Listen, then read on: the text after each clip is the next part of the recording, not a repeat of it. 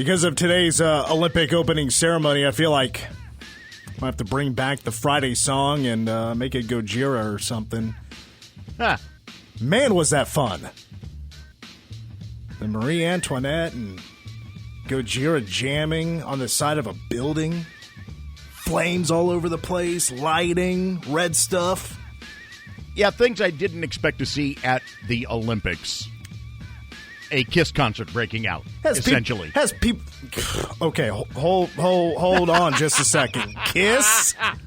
You think that was a Kiss concert? Kiss. I like Kiss, but I don't consider. Man, I should be careful with this. I was being sarcastic. You triggered me, is what you did. I don't know if I. It's sports radio. What did you expect to happen? Sometimes Kiss is heavy metal. Sometimes Detroit Rock City will qualify there. Thank you. Yeah, hard rock. There's a difference. Heavy metal, hard rock. There's a difference.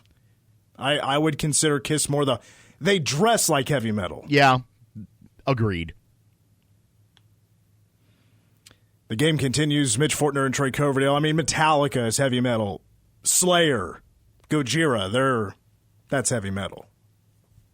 You know, there's so many subgenres, it's sometimes hard to keep up, but we have to, we probably should have played some Gojira. I feel like everybody's now Gojira fans, and I've been dying to see them in concert for years. I've known about Gojira for almost a decade. Maybe not that long, but a long time. I was supposed to go see them like in 2019. They were opening for Volbeat and Slipknot. And the person I was going with was just determined to go eat at a specific restaurant. And that got us late to the show, so I did not get to see Gojira. I was a little hot about that, but I got over it, though, because Slipknot is phenomenal live. Volbeat's very good. Yeah, everybody's Gojira fan. People in Senate were like, oh, my God, Gojira? These guys are awesome. Yeah. Welcome to the party. Although now I'm like, I feel like I kind of had them to myself for a long time. Their intimate shows are now going to become arena shows because of this, and now it's not going to be the same. It's like with the band Ghost. I watch Ghost, and they've become mainstream over the last 4 or 5 years. It did not used to be that way because they do a playoff like. Their music kind of sounds Christian-y, religious, but it has like satanic-type lyrics to it. Not saying they're a satanic band. They're nothing like that. They're just kind of anyway. I really like them, and saw them play for 2 hours at Midland. Just them, packed place, 3,000 people or so. Now they're playing arenas. I like the more intimate setting. Give them 20 years, they'll be back to it probably. That's what happens to most bands. They get big. Then they're a classic hits band at some point. Blindly ranked 5, my top 100 TV themes culminates today. 5 through 1, we'll wrap it up. I was, we're going to talk about K-State men's basketball non-conference schedule here in just a moment. During the break, Twitter was so gracious to remind me of the 2010 K-State-Nebraska game. This is the kind of thing that sticks with me longer than a heartbreaking loss. Well, these are heartbreaking losses, but there wasn't a whole lot riding on them at the time.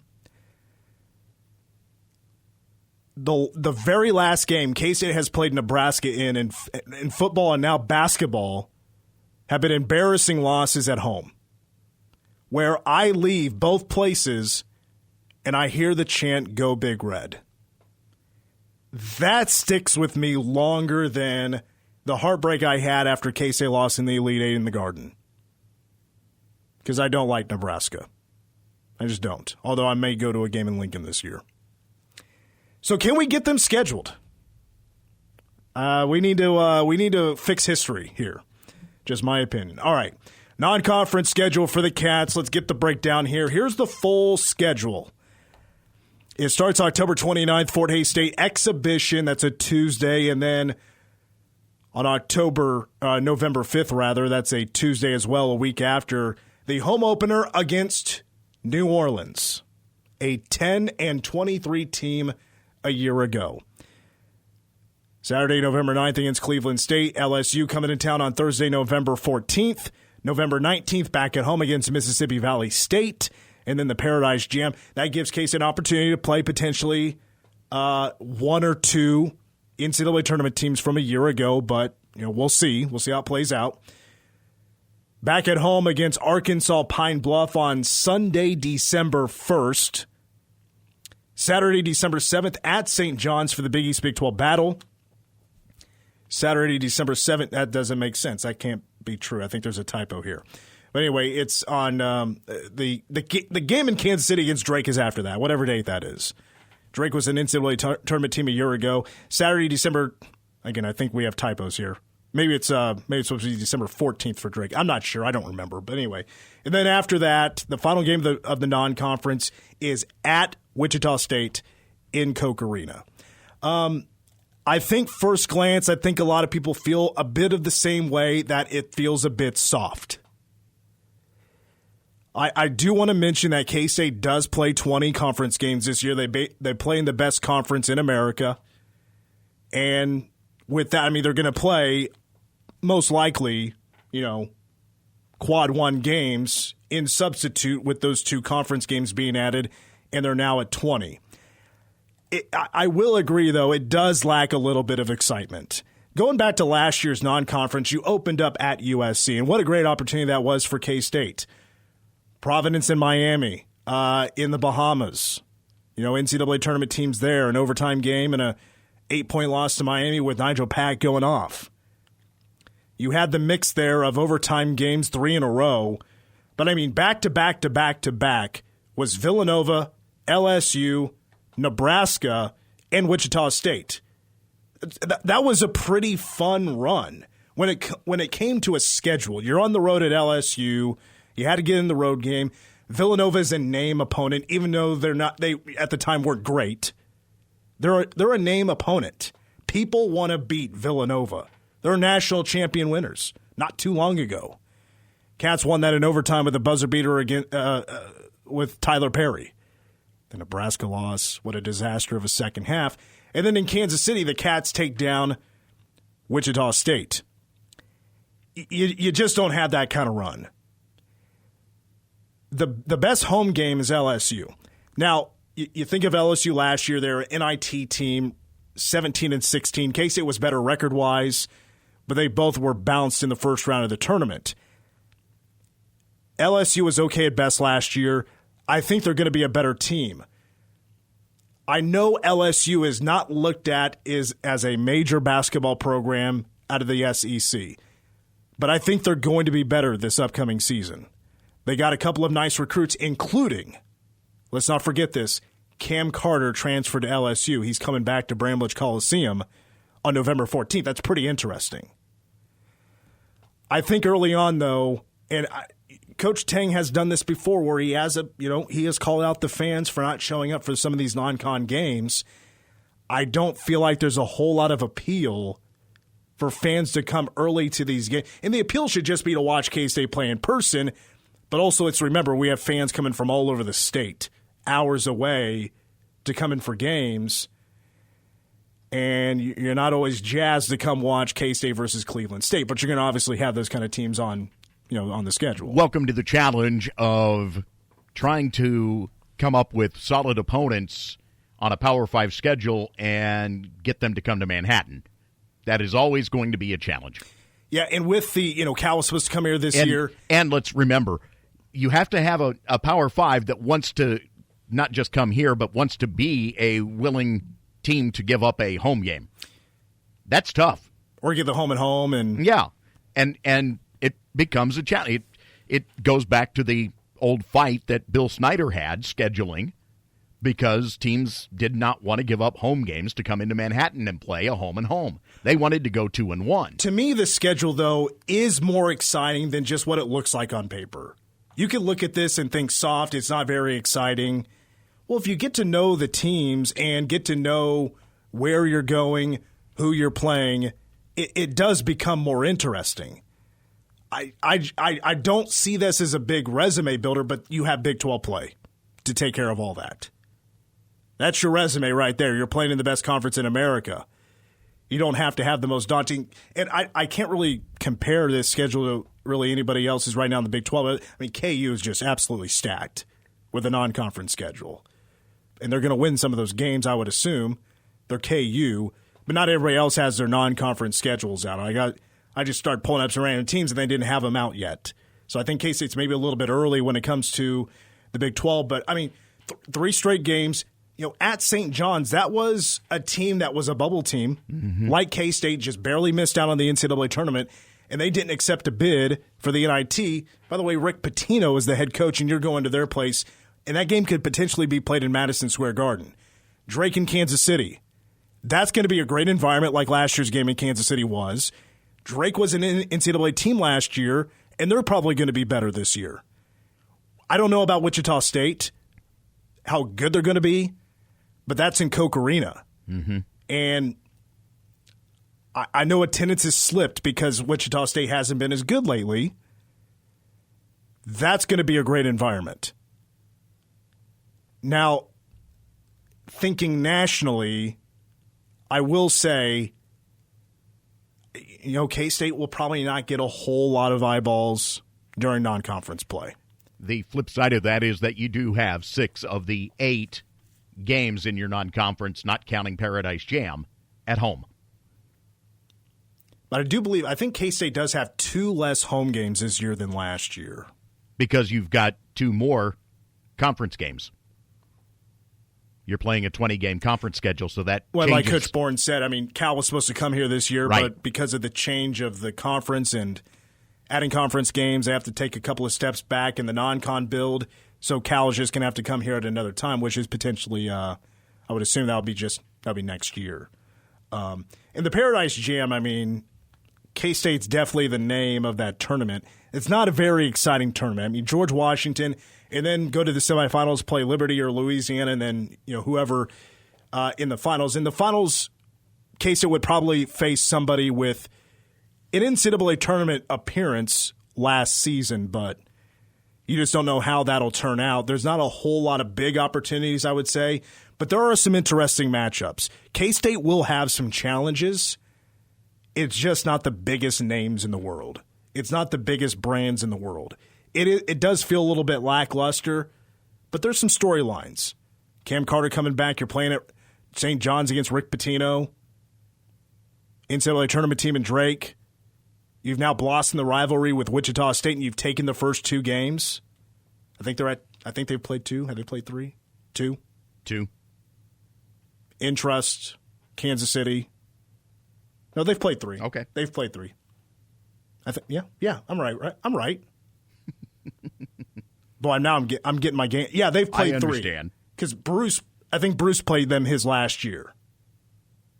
Now I have to go back and look. Now I'm getting my years all mixed up, but there is something a little excited to be about with this non-conference play. It does get better in the second half. It's just less home games. There's more traveling for the Cats before Big 12 play gets underway.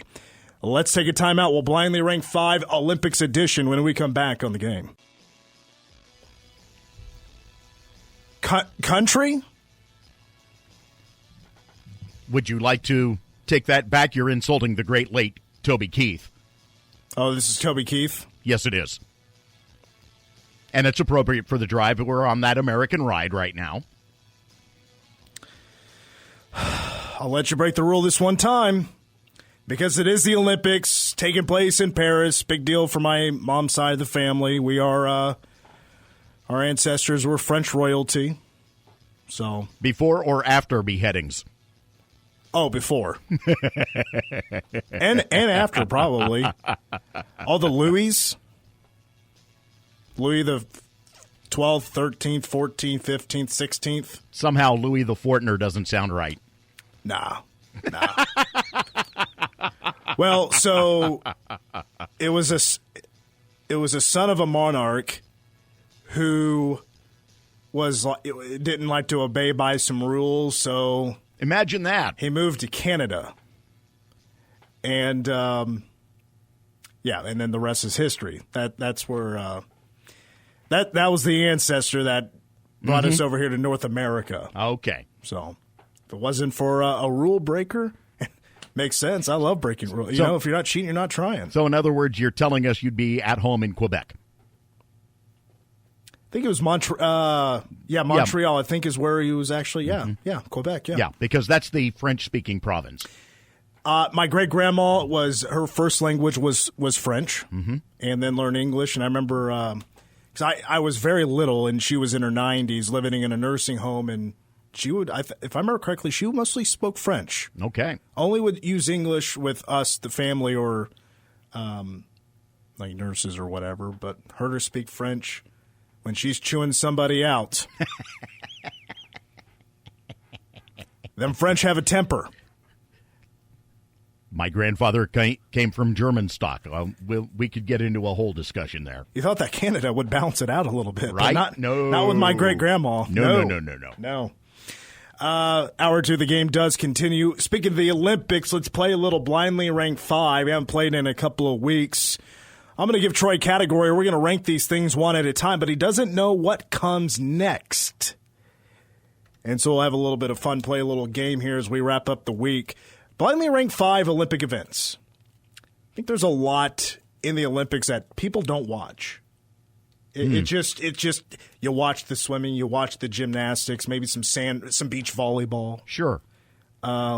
Maybe some wrestling. You know, that's a popular sport to watch. But track, that's a big one. Right. Track and field. Yep. So here are 5 sports that maybe people should watch a little bit more. I actually have some clips because I did pull up some sports that maybe people don't know how they work or how they're judged. So I got some clips here. Sport number 1 is trampoline. Athletes bounce on a springy rectangular sheet of fabric called a trampoline. Judges award scores based on difficulty, execution, time in the air, and where gymnasts land. They are rewarded for staying within the center of the trampoline bed. Competitors begin and end the routine on their feet. Yeah, so when you jump and you land on your bottom, that gets you no points. Oh. Land on your feet. I was watching a clip earlier, and man, do they get airborne. I did not realize that there was an Olympic sport for 13-year-olds. Yeah, and I've been practicing since I was 8. Maybe even before that. I was a slow bloomer. I didn't have the gainer down until I was about 16, and now all my talent is gone because I'm never on a trampoline anymore. But where do you put the trampoline competition? I'm going to hedge my bets and place that at number 4. Did you have a trampoline growing up? Nope. Did you ever jump? Have you ever been on one? Oh, yeah, I've been on one, but it's been a while again. There's still a pretty good time. But when you're not used to it and maybe you're a little bit out of trampoline shape, kind of kills your lower back. Right. I already got that handled. I don't need the trampoline. No clip for this one. I think it's pretty common how this is scored. Sport number 2 is fencing. The interesting thing about fencing is the etiquette. I don't think there's another sport in the Olympics that has as much etiquette as fencing. You give somebody the side eye, you're pretty much kicked out of the Olympics. When you bow, this and probably Taekwondo has bowing in the sport. If you don't keep that eye contact, deducted 2 points. Where do you put fencing? I'm going to place that at number 2. It's very appropriate, by the way, for Olympics in France. I was told, not that I was told, I read about it, that so in fencing, people used to yell and stuff, when they got the touch, when they basically stabbed their opponent, and they yell, "Hey!" Something. I don't know, something. That was just that was my personal yell that maybe I would use in fencing. Maybe I'll work on it. But now I guess that's going away. Sure. So I'm like, no, I need that yelling. I've never been in a room where people are fencing, but I'd imagine it's a little too quiet. Yeah. Need a little bit of atmosphere. All right, so you have fencing at 2, trampoline at 4. Our next sport, diving. Diving has 5 phases evaluated by the judges: initial position, approach, takeoff, flight, and entry. And did you crack your head on the... No, never mind. I remember that happening one time. Yeah. Somebody cracked the back of their head and didn't bleed, but I bet they had a nice goose egg on their noggin. Where are you putting diving? Diving's pretty fun. Yeah, I'm going to place that at 1, mainly because I can do a flip. You do flips off the diving board? High dive. Actually, I can't. I can get a decent flip off the low as well. It's been a while. High dive is one of those things. You look at it, you're on the ground looking up at it. You're like, that's not very high. Yeah. Then you get up there and you feel like you're on top of a skyscraper. Uh-huh. I've never had the courage to do anything but just jump off of it. It used to be that the pool in Holton, because of how it was constructed, had an island that kind of sat in between the deep end and the 4-foot end, or 4-foot level. And then it built up to a second level, and that's where they put the high dive. So you had a platform up there where literally you could have 20 people just hanging out, waiting for their turn to dive on the high dive. Well, I used to go to the Clifton public swimming pool, and I would do cannonballs off the high dive, and my plan was to make the biggest splash possible. In Olympic diving, you're not supposed to make a big splash. No. So that loses some points for me. All right, your fourth sport, you have diving at 1, fencing at 2, trampoline at 4, so you have 3 and 5 open. Table tennis is at number 4. I'm going to place that at 3, mainly because it helped a lot of degenerates get through COVID. Literally, they were gambling on table tennis matches. Oh, really? Yes, they were. It was a running gag. Take China every time. It was a gag because Colorado had just opened sports gaming and COVID hit. And so for a number of months, the top sport bet on in the state of Colorado was table tennis. I had a friend in college that would just kick my ass in ping pong. So I wasn't good at going back and forth. I just didn't have the technique. Mm-hmm. So I developed a serve that was really hard to return, and it made me more competitive. But I still couldn't win.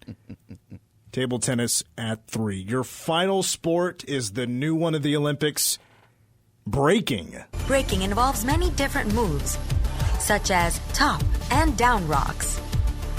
Top rock is when the athlete is dancing while standing. It is usually how they start their routine before going down to the floor. Down rock refers to moves performed on the floor, with hands supporting the athlete as much as the feet. Numerous fast spins in succession are known as a power move. The opposite of a power move is a freeze, where dancers stop completely during a routine, usually in a position that demonstrates their strength and balance required for breaking. One of the very few sports, as a matter of fact, I'm not sure really if any, have been invented in America, but breaking is one of them. Started in New York City. Break dancing is what it is. I watched the Olympic video, them describing, and that this is where that audio comes from, of what breaking dancing is and how it's scored and all that. And I forgot, break dancing is actually incredibly impressive, and it's pretty cool.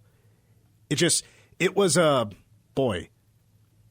it started, in the late 70s, in the 80s is when it took off. Yeah, 80s is when it took off. And then it had a nice little return there in the 90s. I think it's now more of a culture thing. There are a couple of countries, especially in South America, that have made breakdancing a really big deal. So I wonder if that, adopting a breakdancing, making it almost a countrywide culture, at least a little, maybe not countrywide, but it's very popular in places that are not the United States, that helped launch this into an Olympic sport. I mean, the video they had of a competition, this place was packed. There were thousands of people watching this, and it was outside. By the way, this is out in a courtyard in Paris that's next to that big roundabout. Sure. Mm-hmm. Breakdancing at 5, would you put that somewhere else if you had the chance? Nope. I find that a very appropriate place for it, especially since we have no baseball nor softball in the games this year. Hasn't baseball, softball? It's been a while. It's been a while. It's been a while. Yeah. And I know. It's baseball season, Yeah, and you're pulling away from the minor leagues, and that's that's where you get the issue, or the colleges, remembering that, Team USA, when Craig Wilson was a part of it, was not in the Olympics that year, but that was that time frame. Would have been if it had been a game. Troy's final list, 1 through 5, diving, fencing, table tennis, trampoline, and breakdancing. This weekend I might get on the trampoline, see if I still got it, if I can do a backflip anymore. Those results coming up on Monday when we come back. I'm just going to trampoline on the couch. I'm good. One nice, just boom, sit down, boom, we're ready. I hold back on jokes so often on this show, and I really, really wanted to. Oh, it came to my mind right away. I'm going to have to let it stay in my mind. Yes, we are a family show-ish. And when we come back, we wrap up my list of the top 100 TV theme songs of all time, 5 through 1. What does Troy think is number 1? His prediction and the list. We wrap it up after these words.